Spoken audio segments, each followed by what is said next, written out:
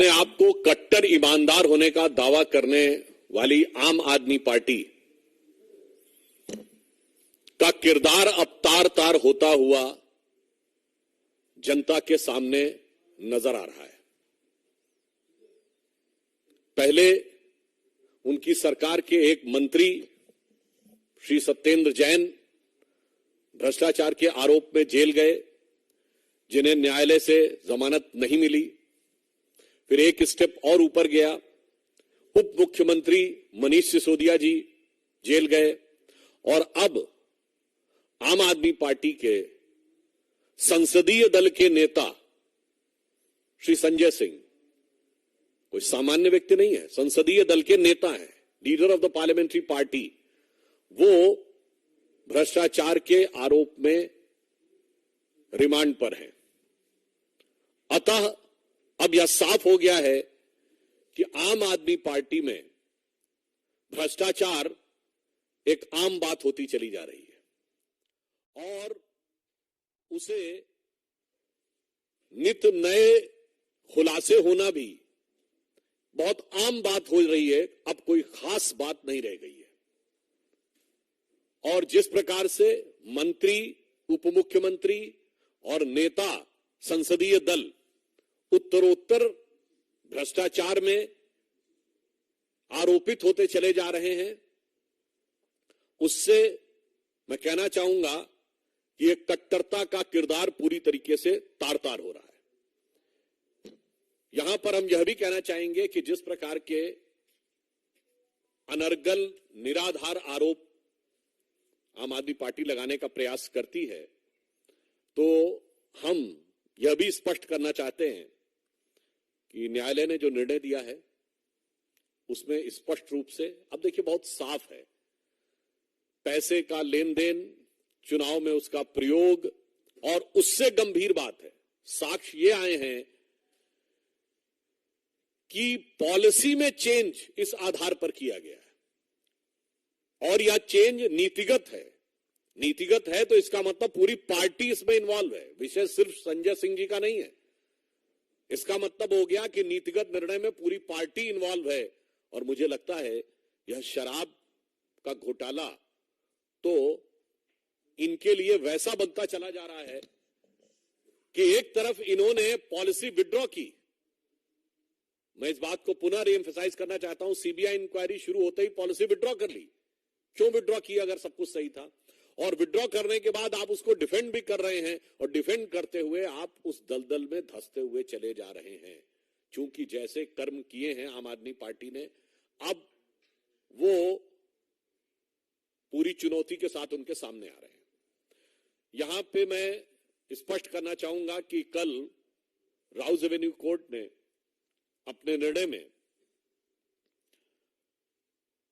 Page number 10 के ऊपर जो लिखा है 15वें पॉइंट पे,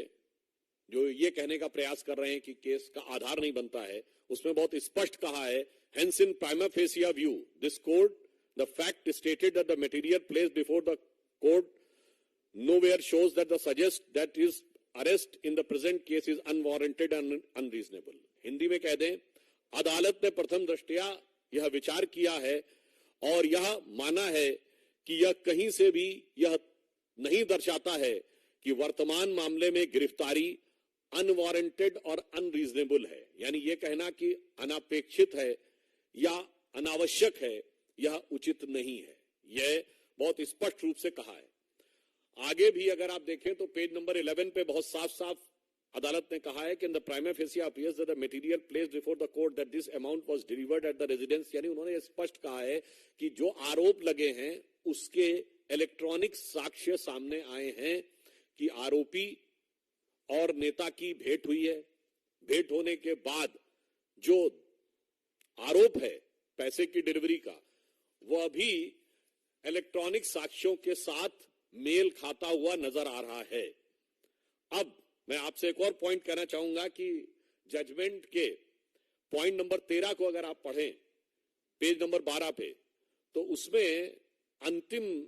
2 लाइनों में कोर्ट ये कहता है, दो the veracity of these statement will be tested during the course of trial only but for the purpose of investigation and such statement has to be believed and taken into consideration.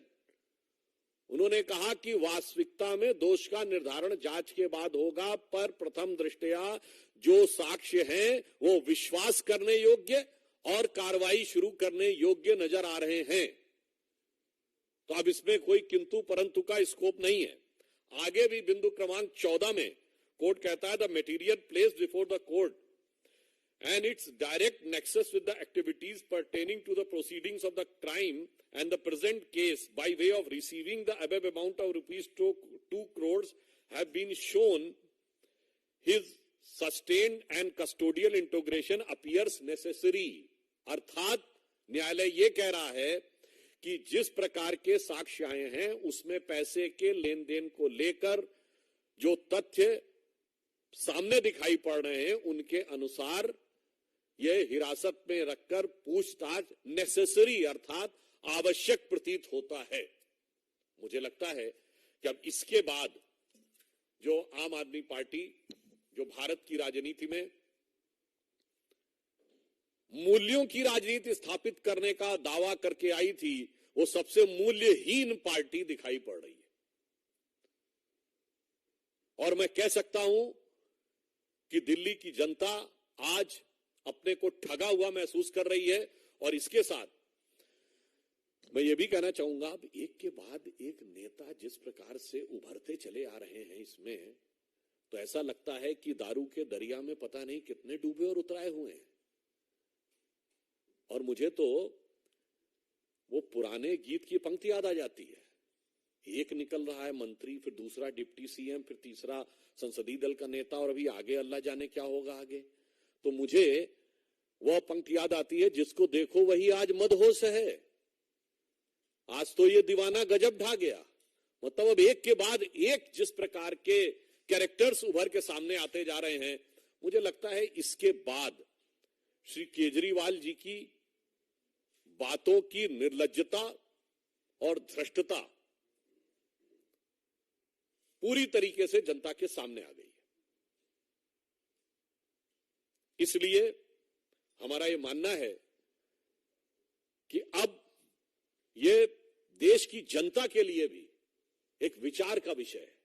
Food for thought है। जो लोग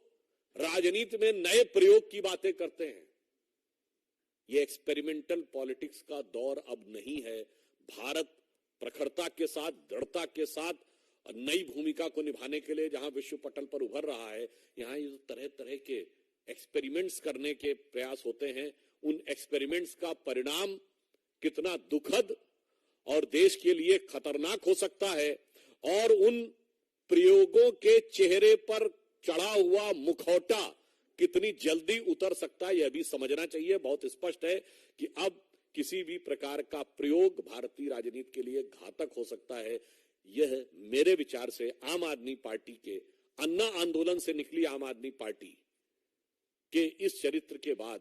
यह भी एक विचार के लिए तथ्य देश की जनता के सामने है, और देश की प्रबुद्ध जनता इसे समझ रही होगी। धन्यवाद।